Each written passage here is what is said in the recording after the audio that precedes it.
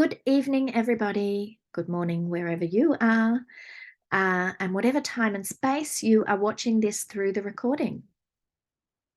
My name is Nicole.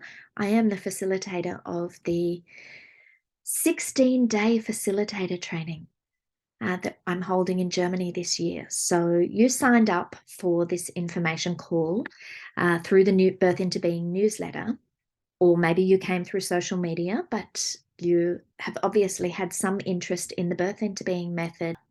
So welcome. I hope that through this call, I can share a little bit more about the workshop and what it entails. Yeah.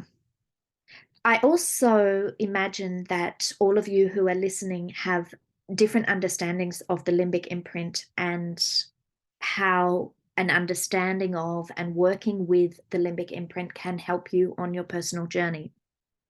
So I might not begin at the very beginning, because those of you that are on our mailing list, you've probably been reading stuff and listening to things from Elena for many years. And those of you that are new, I really thoroughly recommend that you go and check out our YouTube channel, because there is lots of interviews there with Elena Vladimirova, the founder of Birth into Being.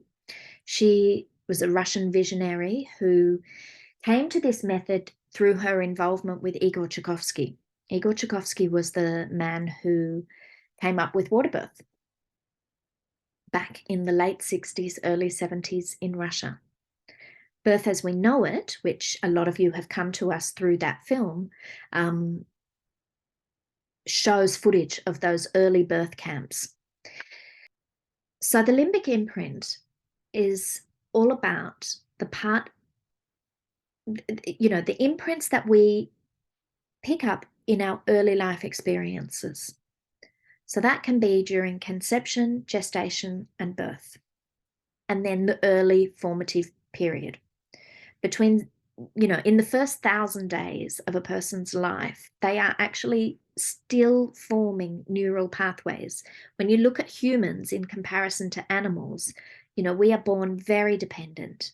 We are still in formation.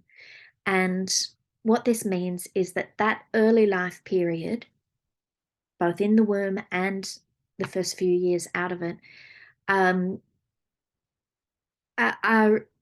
pivotal to how we go on to see the world. And the limbic imprint is I sometimes show my skull. Let me grab it.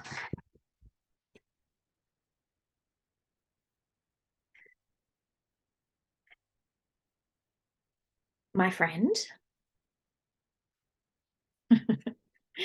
And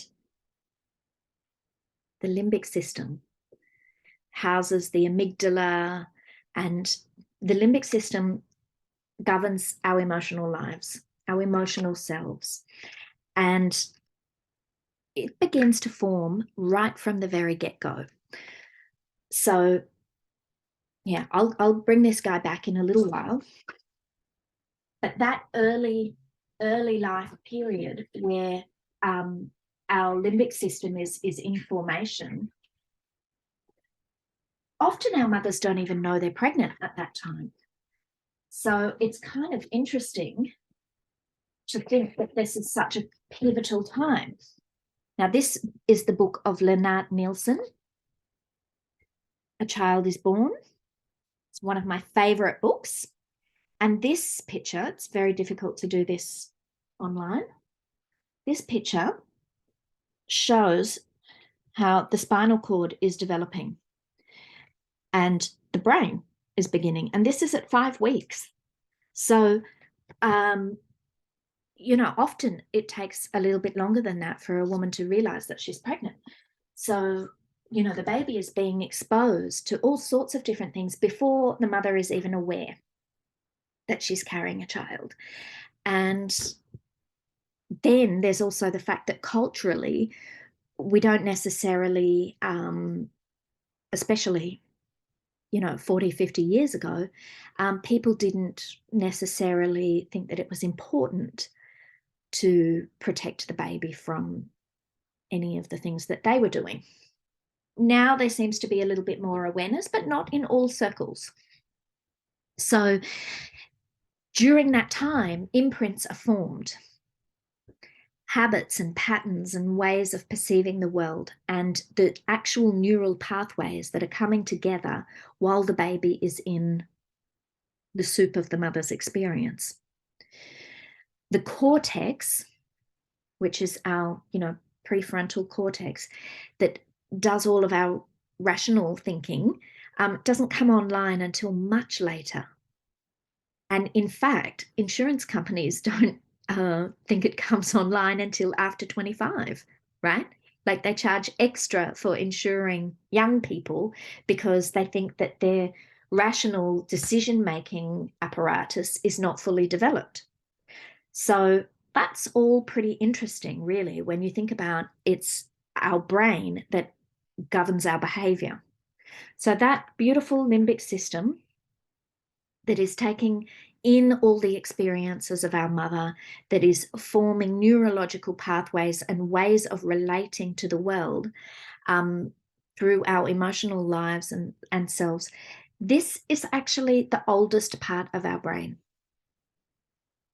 And as such, it has an incredible amount of power over our lives and our experiences, because our prefrontal cortex can know, for example, you really need this job.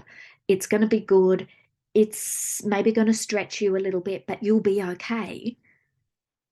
Whereas the limbic system might have a last minute panic and actually sabotage your job interview, or do something crazy like make you fall over on the front steps of the building, and that's it. You don't get the job because you're late. Then there's the reptilian part of the brain at the back. We won't talk about that for now. So that's a very, very brief overview about imprints.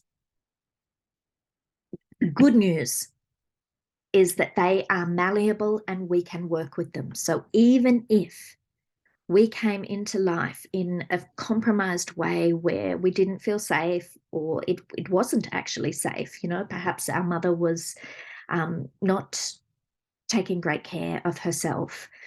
Maybe she was in an environment or circumstances where her physical safety was in danger, so she had huge amounts of cortisol going through her body, the stress hormone.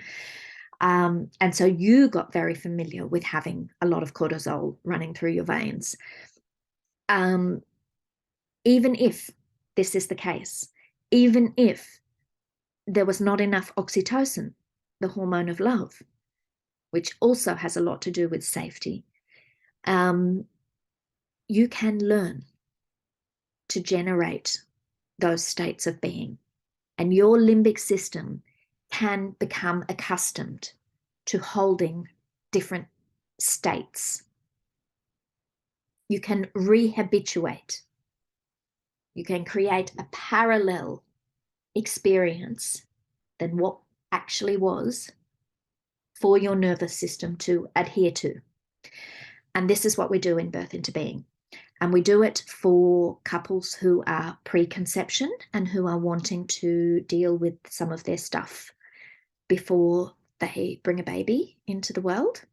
We do it for couples and mothers who are already pregnant and who are wanting to do the same to clear their pathway and also to prepare for birth. They might have already had previous experiences of birth that were traumatic or had outcomes that they didn't want, lots of medical intervention, and they're needing to find the strength to do it their own way. Not easy in today's modern culture with the, predominance of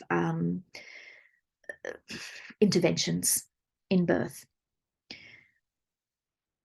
We also work with seekers, people who have been on a spiritual path for however many years and have not necessarily been able to address these deep-seated core beliefs that are running their lives.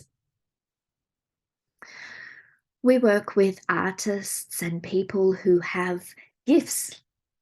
Well, we all have gifts, don't we? To share, and who want to bring that to the world, but find themselves, habitually holding themselves back, allowing themselves to play small when actually they're huge. Um, you know, this work is actually applicable to everyone, but of course, in marketing speak, you're not supposed to say that. But we were all born, and it can always be better. So we work with those imprints of early life. And then, look, I could rave about this for hours, but there's also the fact that none of us were really parented the way that we wanted to be.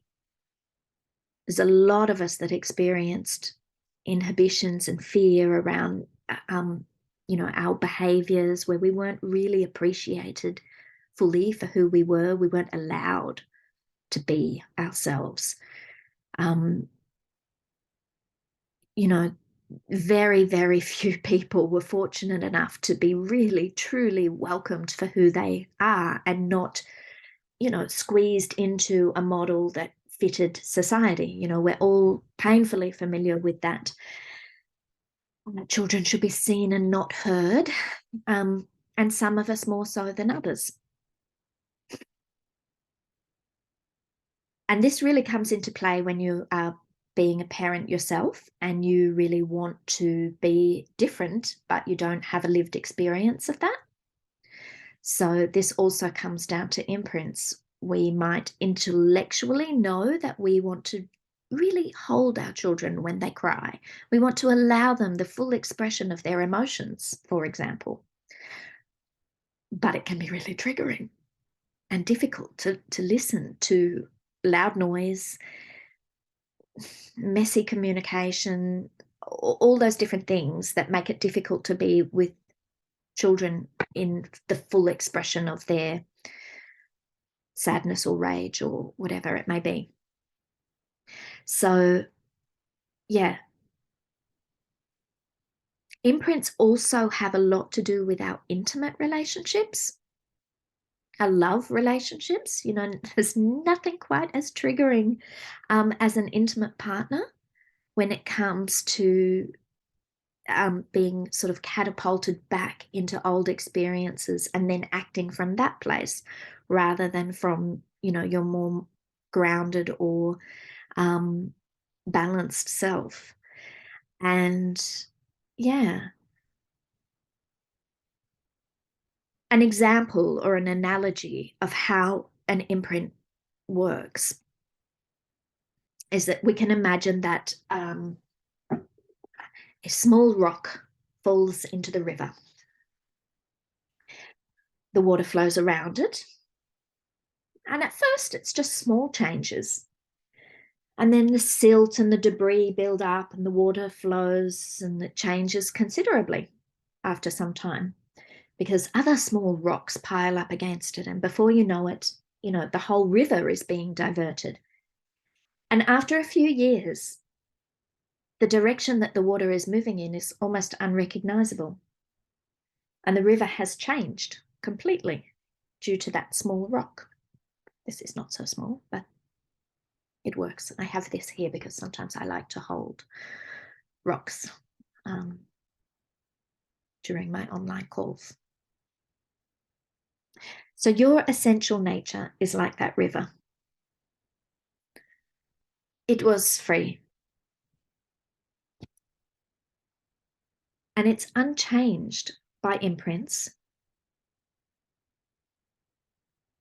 It's powerful and holds all the qualities of the element of water. But it appears to be changed. It's influenced by the buildup of experiences, repeated experiences, patterns, and it behaves and you and your behaviors and everything respond from the imprint, but your essential nature is still there. And so we do a lot of powerful processes and kind of clearing techniques that allow you to rediscover your essential nature. And we create imprints that are going to serve who and what you are wanting to be today. If you are wanting to be open to love, if you are wanting to feel free to offer your gifts out to the world, if you are wanting to feel safe in this world and you're getting really bored of feeling unsafe, whatever your challenges are,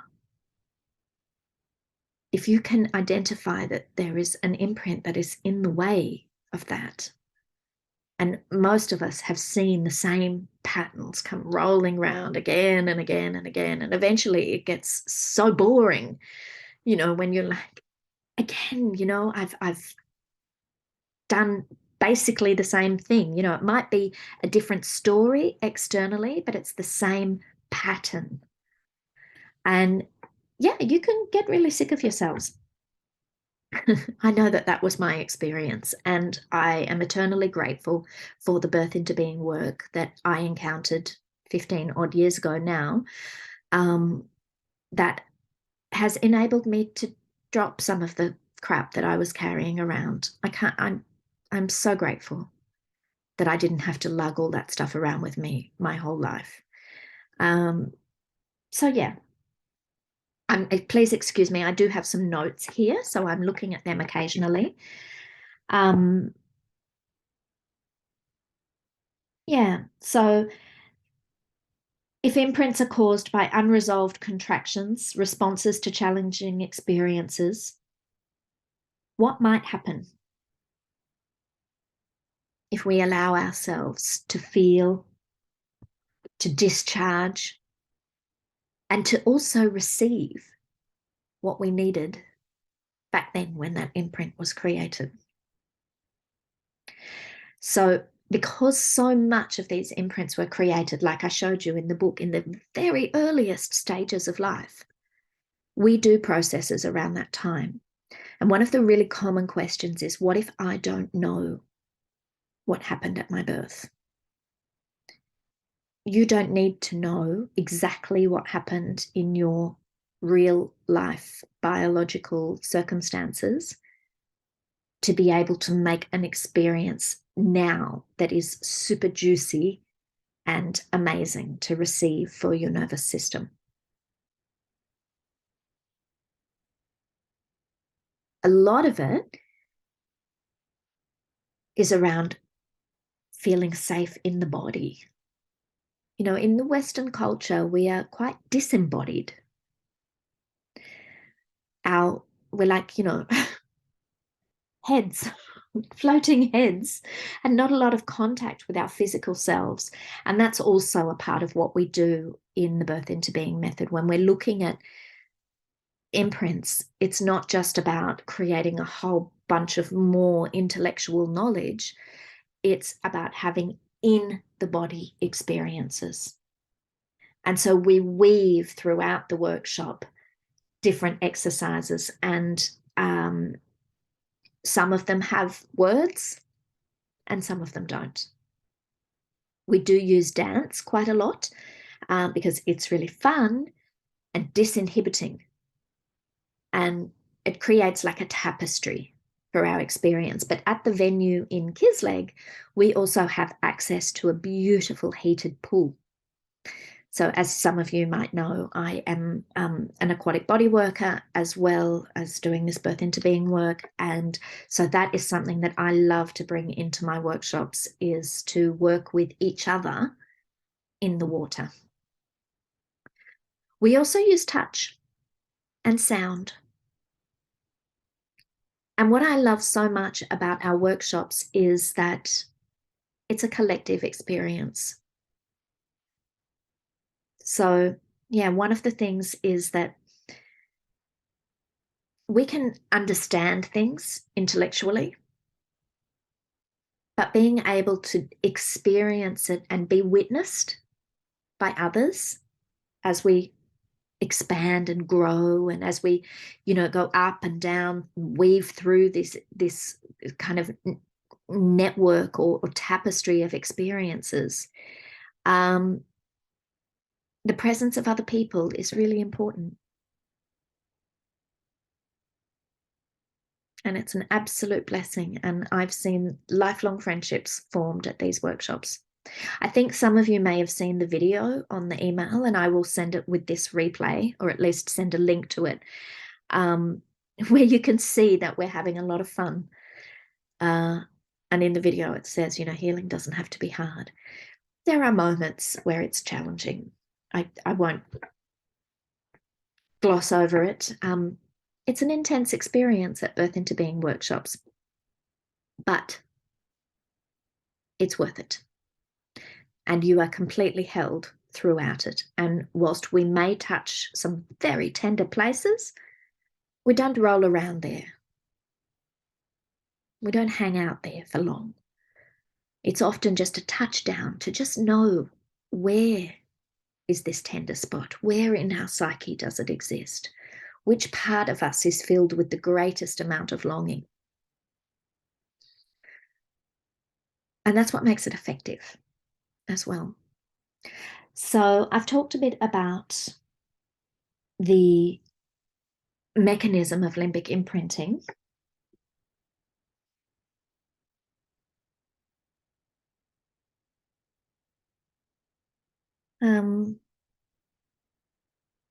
Yeah, I don't think I need to talk too much more about that. I'm really open to questions, and it really helps me to respond to questions. So feel free to send any through that you have that have come alive for you through this call.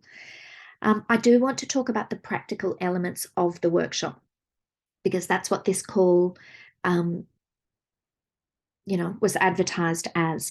If you want to have a little taster of the work that we're offering, I do have another healing and hearing origin stories sort of mini online workshop coming up soon. The next one is on May 21st. There has been a request for another one in the European time zone, so keep your eyes, on the email for that.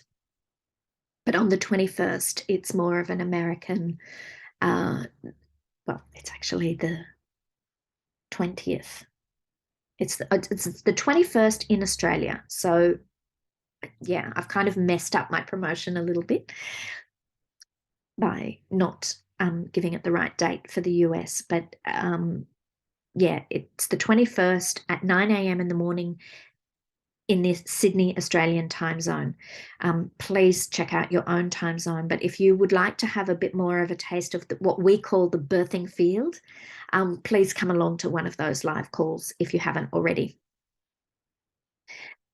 So one of the things that concerns people about the workshop is the length of time, because it's massive, 16-day workshop. Who does that? But we're kind of, a bit unconventional in the Birth into Being world, so we do it. And I'm going to break it down for you. The first 8 days is purely experiential. We are working through the different layers of imprints, the different layers of formative experiences. So we have processes like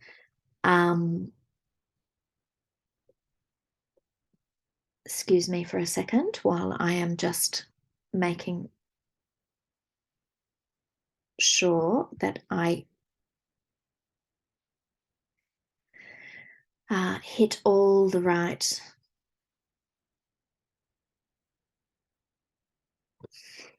categories. So level 1 is day 1 and 2. It's a minimum of 2 days that you have to attend for. So I'll just be clear about that as well. And we're dealing there in the period of time from your preconception through to your postpartum.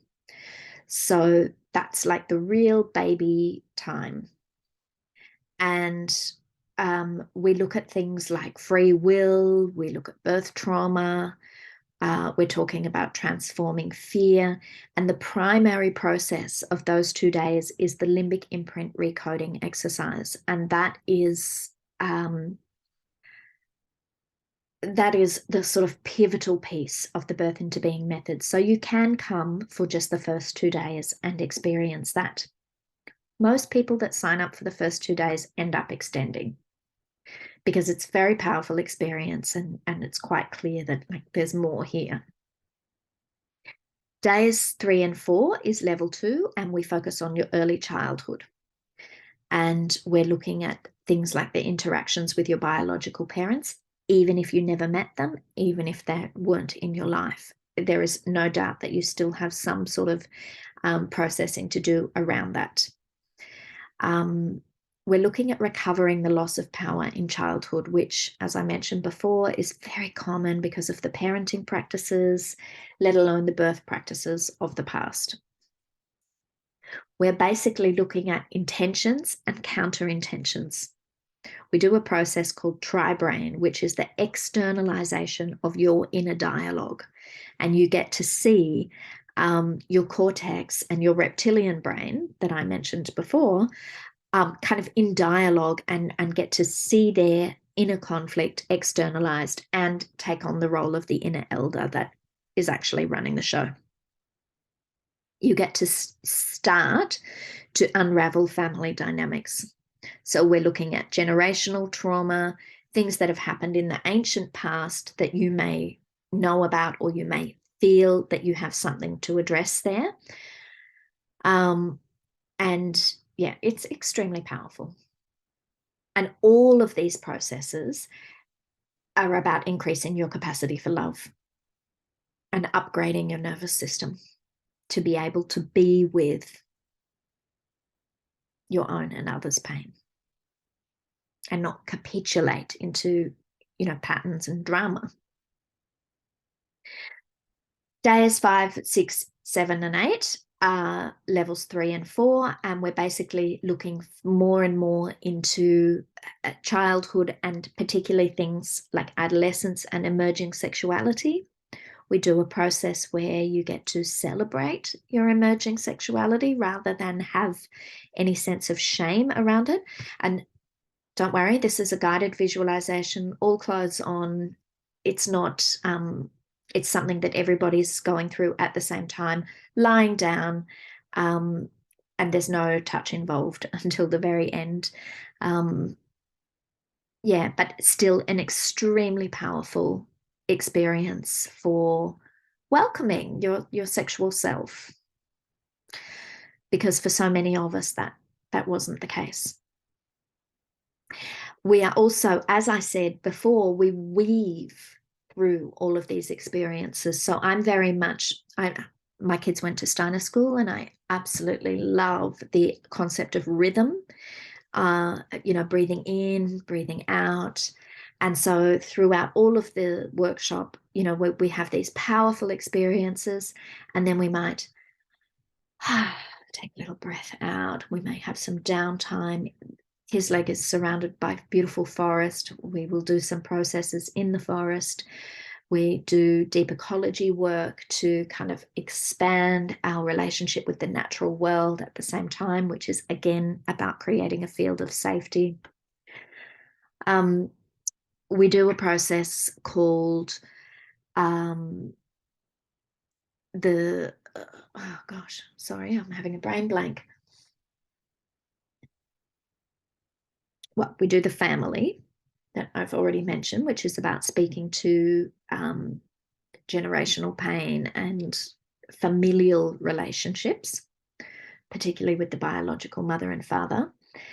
And then there is the still not jumping into my mind. Anyway, it's about the premise of the process is about speaking to those who did you wrong. Not the socially acceptable version of understanding how and why, this circumstance unfolded, but to actually speak to your feelings at the time of it being unjust, or, you know, you were harmed in some way. Secondary circle of offenders. I know the work really well, but I just get a bit nervous talking on Zoom. So, and I rush ahead of myself. Actually, I should be mindful to speak slowly for those of you who English is not your first language. So that's kind of an idea of the schedule of the first 8 days.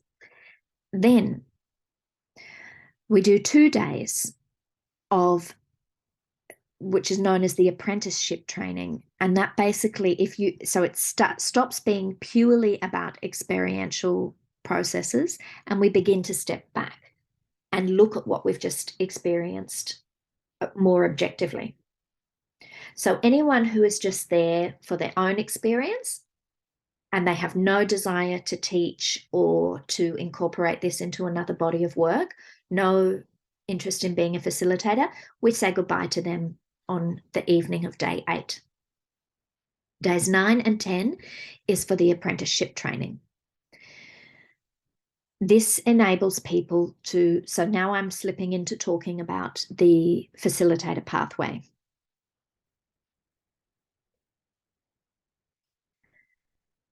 And I'm just wondering if there's anything I need to tell you about that 8 days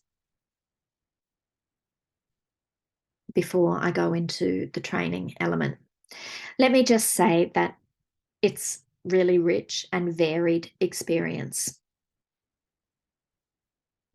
I'm going to talk about the very practical things like the venue and everything after this, but for the experiential workshop part, which I'm calling the Deep Immersion workshop,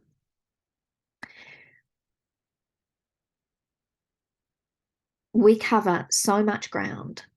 And the reason that it needs to be that length of time is so that we can have that breathing in, that breathing out, so that there can be time to rest and digest the things that have come up for you, so that we can also give to others. So as much as we receive from being witnessed, we also need to be a witness for others in the group.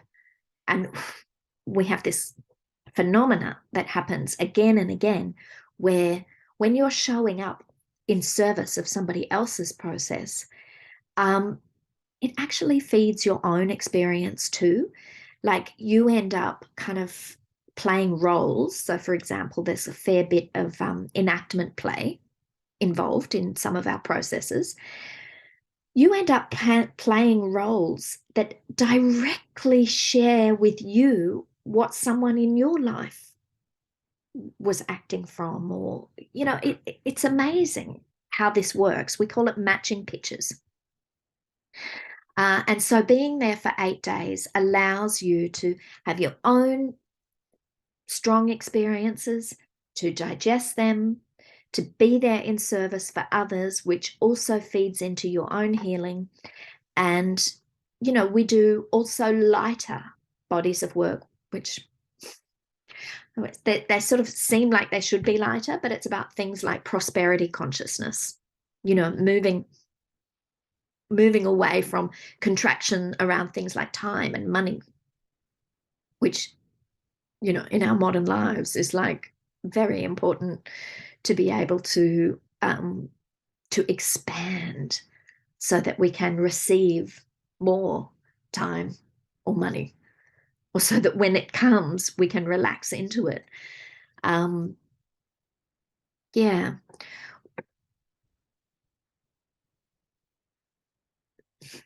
We have all sorts of different things like, you know, sibling rivalry, healthy boundaries, investigating, you know, what are the things that keep us in victim mentality over certain issues. And yeah, and then there's all this weaving of exercises and mini sort of processes that enable us to take our strong experiences into the body. There'll be Q&A sessions with Elena herself as well as the founder of this method. She is still deeply involved, but she's just not doing workshops at the moment. She says she's retiring. We're hoping it's not true. And in the meantime, she's able to support us via Zoom. So that's the first 8 days. As I started to say, the following 2 days, days 9 and 10, go into the apprenticeship training. And when you become an apprentice, you are able to then lead levels 1 and 2 in your own hometown. We do have a facilitator pathway that's quite mapped out, and I will put the link to that in the email that is holding this replay for you. There are birth into being practitioners in 22 countries. So we are out there. COVID, gave the community a bit of a blow of separation and, people unable to do workshops, but it is picking up again. And we do invite people who have begun their journey as apprentices to assist other practitioners who are a little bit further on the path than them in their own countries. It can be tricky here in Australia. That's hard for me. At the moment, the only other practitioner that's active is Anna over in WA. Prior to that, I was teaming up with Melissa in Queensland, but quite a distance from me. So it can be challenging, but now that we've all got such rich and varied online lives, we do have that as well. We do offer guidance on how to host screenings, how to start to bring this body of work into your professional life. If you are doing other groups and other ways of being with people, so yoga teachers or birth workers, doulas. So in days 9 and 10, we start to step back and look at that stuff from a more objective perspective and talk about the practical elements of how to start to bring birth into being into your community. Then we have days 11 till 16. And this is about becoming a facilitator. So then we are stepping right back from the processes and really starting to kind of deconstruct. What was your experience? How did you get there? What are the pivotal steps in taking a group from being complete strangers to being a beautifully codependent, co-creative bunch of people who are moving forward on their healing journey? And I don't mean codependent in the usual kind of negative context of it. What I mean is, this interdependent, I should have said, not codependent, interdependent, where, it's a weaving of people and stories. How do you create that? How do you create safety as a group? And what we find, again, is that matching pictures are present in our groups because we will have people who are already involved in the healing arts in some way, and then we have people who are complete newbies.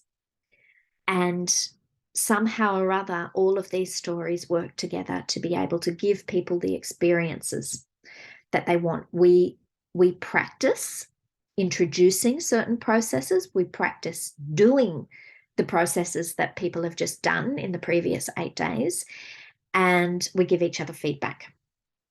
Again, the safety that we have created as a group in the first 8 days really lends itself beautifully to stepping into that practitioner role. I am always very, very touched at seeing how beautifully the group holds each other in these processes and how there is room for real vulnerability to be able to, be halfway through introducing a process to a group and then just say, like, I've lost it. What was I saying? Like there's a real trust, and I'm I'm always very touched by that. Likewise, you will see that I will have assistants at the workshop, people who are not advanced facilitators. They're still fresh in their journey, or maybe they're experienced, but they haven't quite stepped out into running their own workshops. And they will be there supporting the group, offering holding, and watching me hold the group and learning from me. And you'll see that we have meetings and things on the side as well to be able to debrief our experiences. So taking the facilitator training and stepping into being a facilitator of the Birth into Being method means that you are held not just by the person that is training you in those days, but also by the community. And that is very lovely. And yeah, very beautiful to be a part of. We do, again, I will reference the sort of flow chart that we have to show you the different steps, because we do want you to practice before offering paid workshops. And we have a bunch of suggestions about that. Yeah. So that's all I have to say about the workshop content. I want to talk about things like the practical elements of the venue. So the venue at Kisleg is extremely supportive of our work. They have different, so it's a healing center for workshops and conferences, seminars, as they call them in Germany. And there will be other groups there at the same time as us.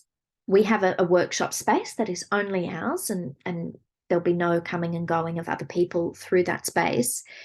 But at lunchtimes and in the grounds, there may be other groups. Not maybe, there will be. It's quite a large centre. It has beautiful grounds that are actually fenced. And then within the fence, it's like rolling green hills and beautiful flowers, and always in the spring and the summertime, there's lots of flowers. I actually got terrible hay fever last year. First time in my life. But the fact that it's kind of enclosed is really supportive, because those other groups that are there also for some kind of healing training or experience. So they're always really nice people who either support us by being nice and open and friendly, or they leave us alone. When they see people, going through their stuff, whether that's that they're sitting out on the field journaling, or having a nice little roll in the grass, or maybe somebody having a release of some kind, it's fine. It's like an altered reality. It's a little pocket in rural Germany that enables us to do this profound healing work in a place of safety and trust. The Birth into Being community has been using this venue for almost a decade now. So the staff all know us as well, and they have no problem with, the things that happen. Like if we make a lot of noise, or if there's somebody, having a little cry in the corner, the staff are really okay with all of that too. And I really appreciate that, because if you were in a normal conference center that's also used for business activities, it just wouldn't be the same. So that's the grounds. There's the pool. There is a spa, which is only open at certain times. So we need to regulate that. Not spa, sauna. So the heated pool, which we can swim in all the time. But we do book our process sessions in there so that we don't have anyone else in there at the same time as us. The sauna, the beautiful grounds, the wonderful vegetarian food. And if you have a special request of needing some meat, they are happy to accommodate that. But you have to kind of order it. I don't think you have to pay any extra, but it's just that they don't cook meat for the general menu. They always have gluten and dairy-free options. and lots of different options. Like, so the breakfast bar, I think there's a shot of the breakfast bar in that video. You know, you can choose if you are on a paleo diet, you can choose to have no grains, whatever. Yeah. And there is a little town close by where you can go and get supplies. I do encourage people, like if you're pregnant, to bring your own sort of stash of snacks, because the local town is not very alternative. It's just a very normal rural town. So you might not be able to get activated almonds or fluoride-free toothpaste, or, you know, your special kind of almond milk that you like. If you have specific needs, you need to bring that stuff with you. Yeah, and actually in recent years, there is a supermarket just nearby which has really high quality fruit and veg as well. So you can buy, you know, a bag of apples, or yeah, if you want to get some salami, you can get quite a lot of organic stuff there too. So that's quite good. And herb teas. So they supply breakfast, lunch, and dinner. I do tend to organise a couple of little tea parties for us for afternoon tea, but otherwise, yeah, they have a kettle that they leave out at night for us to be able to make our own herb teas. So you might like to bring some herb teas with you, or there's this supermarket very close. It's like a big, big supermarket, but they have lots of different things. Getting there is really easy. There is a train line that's like less than 10 minutes walk away. If you're bringing a lot of stuff, you might need to catch a taxi from the train station to the venue. But if you have a backpack, or, you know, an easily carryable suitcase on rollers, you can easily walk from the train station to the venue. Not a problem. I wonder if there's anything else that I need to talk about the venue. Most of the information is on the website.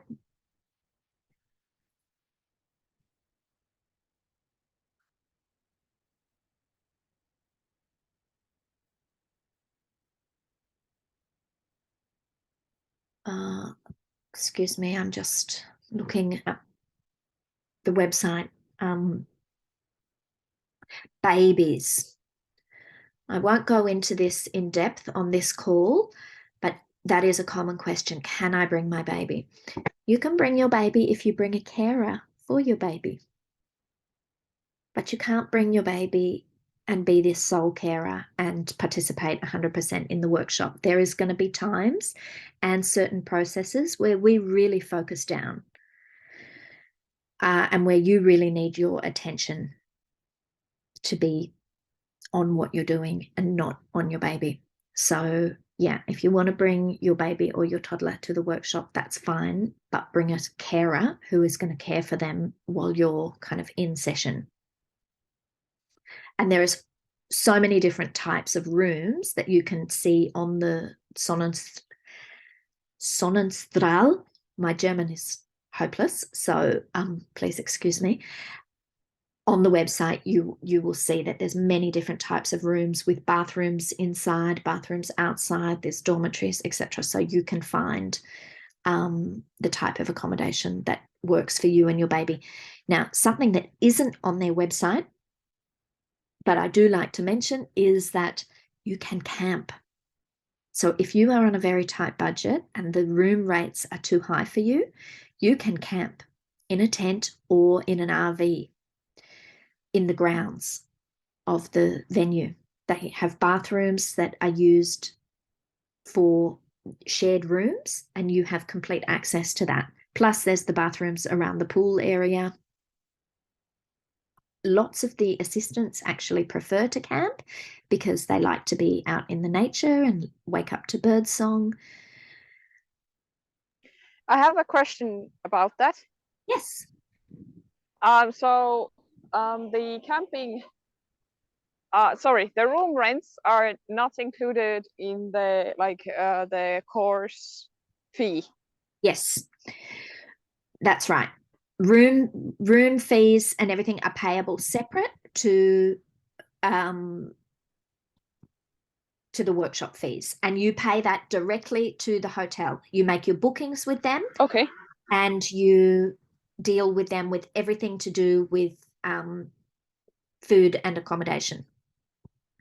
And yeah, I mean, because it's a different currency for me, I live in Australia, so it's hard for me to know how that compares to other venues. But what is great about it is that they go from, the most budget option being the camping, all the way up to, a double private room with private bathroom. And yeah, so there's options there for a few different things. And with the dormitories, I've been there some years where someone's gotten the dormitory thinking, oh gosh, I could be sharing with 8 people, and they're in there on their own. So, I guess it's just slightly less secure in that it's not locked. But, depending on your needs, that can be an option.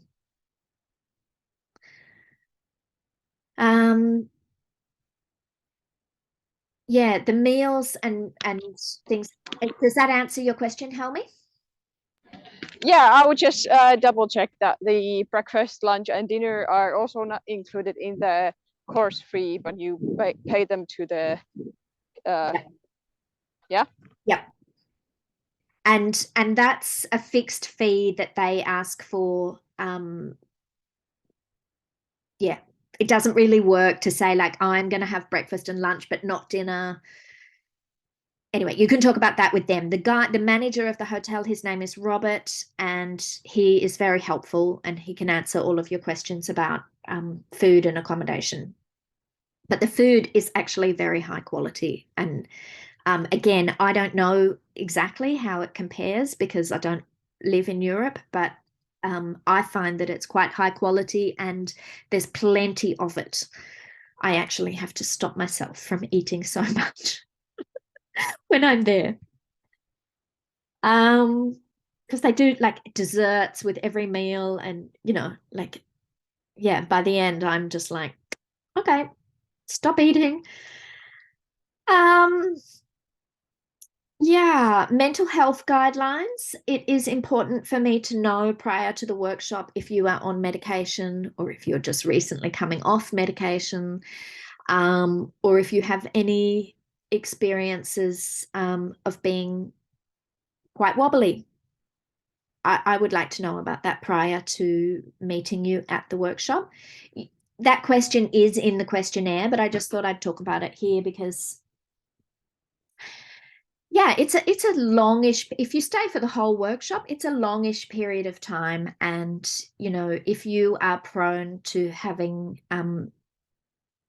episodes of severe depression, or if you're feeling suicidal, it's probably not for you, because depending on the size of the group is whether or not, there will be someone to hold you in those moments. And of course, we would endeavour to, but it is a group situation and you do need to be able to self-regulate. Again, I'd be most happy to have a private conversation about that, but I just want to touch on it here. So, looking at my list, will there be a lot of screaming and crying in this workshop? Sometimes, but it's not a prerequisite. There's no brownie points for catharsis. But some people are used to processing that stuff that way. And if that's what they want to do, they will be held in that. I can't guarantee that there won't be loud noises. Again, if that's a really big trigger for you, then you need to be self-referential and bring some earplugs. Or take care of yourself. What I do find is that sometimes after some days and people are feeling really sensitive with their own journey that they've been on, they may need to take a little breather. they may find that they're not able to support other people at certain times, and that is fine. So, yeah, self-referentiality is required. And there is space for everyone within that.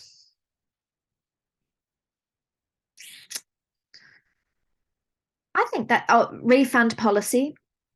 Yeah, look, due to COVID, we had to have a quite strong refund policy last year because right up until we were meeting there, we didn't really realize, like, is there going to be some crazy turn of events?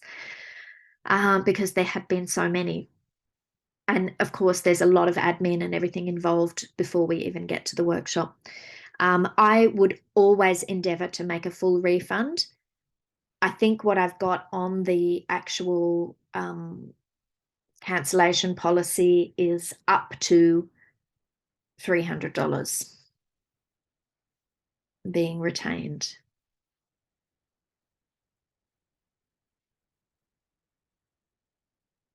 Yeah. All deposits and fees will be refunded minus an administrative fee of up to 300 US or euros.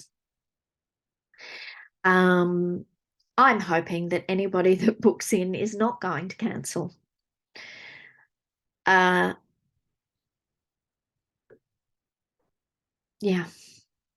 don't know what else I can say about that. We reserve the right to refuse entry or to ask participants to leave the workshop in the event of unacceptable behaviours. So there won't be any tolerance of violence. And yeah, I don't expect any unacceptable behaviours. The people that show up for Birth into Being workshops are generally, really there from their own place of genuine seeking. And they're beautiful people who have reached a point in their life where they're really ready to do inner work. And I find that these kind of people are not the kind of people that behave unacceptably towards other people. So that's my expectation. Yeah. So I'm not going to focus on that.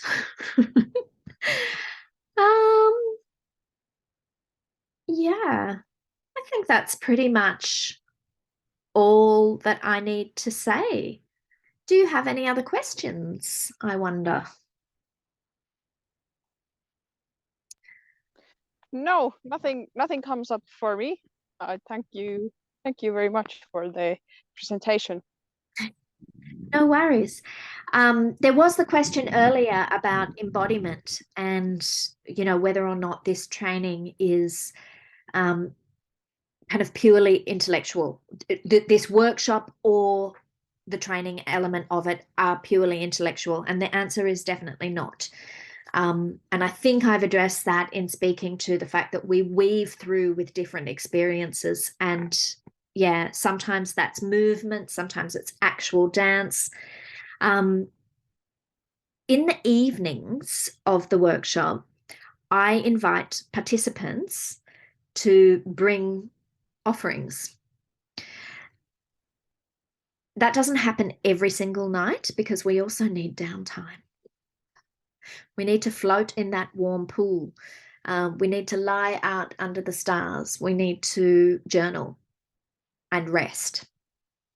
So, but throughout the workshop, there will be evenings where you are welcome to share your own gifts. And for some people, that's a really beautiful experience of expansion. My assistants sometimes like to share different skills and arts that they are bringing. In the past, we've had musical evenings, yeah, all sorts of different things, laughter yoga, consent circles, where you're sort of like practicing setting boundaries with each other.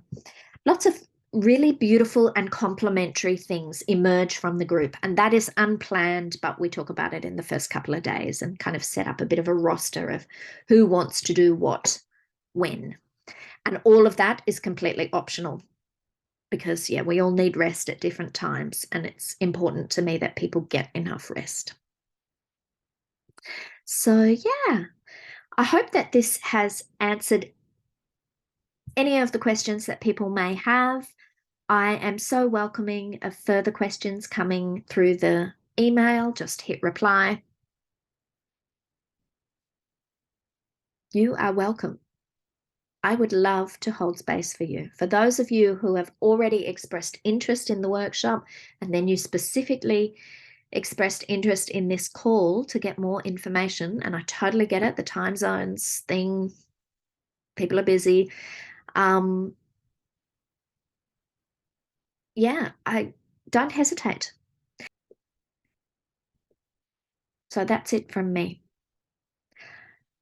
Come the end of July, I am going to be sitting in circle with a beautiful bunch of people who are ready and willing to dive deep and to experience all sorts of profound experiences in sometimes uncharted territory.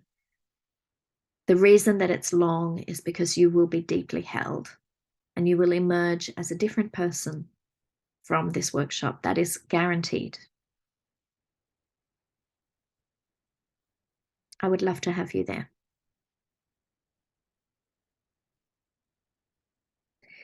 Good night.